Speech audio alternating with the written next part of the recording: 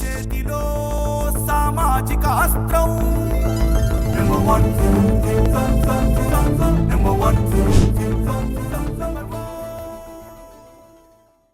Welcome to number 1 news. This is మధులలిత.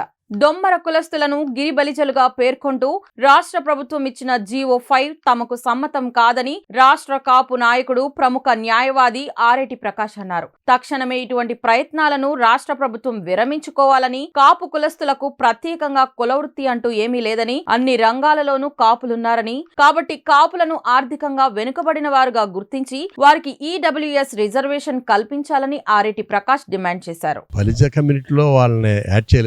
దొమ్మర్ అనేది సంచార జాతి ఏ గ్రూప్లో ఉన్నారు.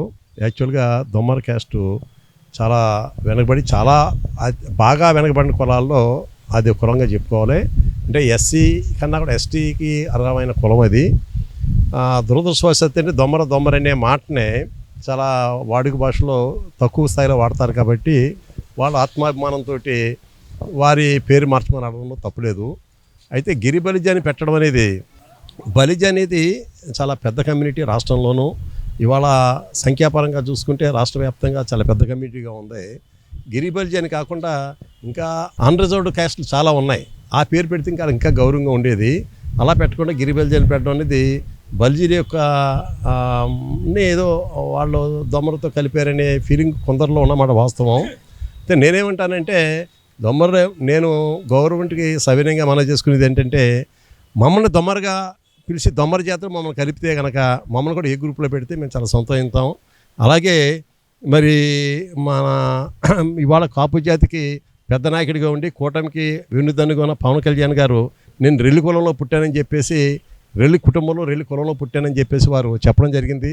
మమ్మల్ని రెల్లి కులంలో వారు చెప్పినట్టుగానే కాపుల్ని, బలిజల్ని, తెలగల్ని తీసుకెళ్ళి రెల్లి కులంలో కలిపి వారికి ఇచ్చిన ప్రాతిథ్యం మాకు ఇచ్చిన మాకు ఆనందమే.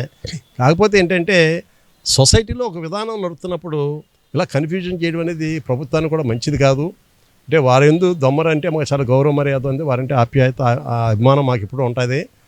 మరి బలిజ క్యాస్ట్ చూసినట్టయితే, కాపు క్యాస్ట్ చూసినట్టే సమాజంలో అన్ని కులాలతో కూడా కలిసి సహజీవనం చేయడానికి ఇష్టపడే కులం ఇది.